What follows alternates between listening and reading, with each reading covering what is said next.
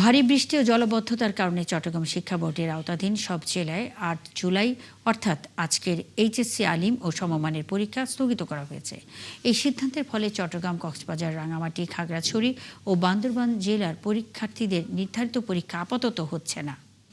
মঙ্গলবার মধ্যরাতে বাংলাদেশ আন্তঃশিক্ষা বোর্ড সমন্বয় কমিটির সভাপতি ও ঢাকা শিক্ষা বোর্ডের এক জরুরি বিজ্ঞপ্তিতে তথ্য জানানো হয়। বিজ্ঞপ্তিতে বলা হয়েছে, চলমান বন্যা পরিস্থিতি এবং চট্টগ্রাম শিক্ষা বোর্ডের আওতাধীন সব জেলা প্রশাসকের দেয়া প্রতিবেদন বিবেচনায় নিয়ে এই সিদ্ধান্ত নেওয়া হয়েছে।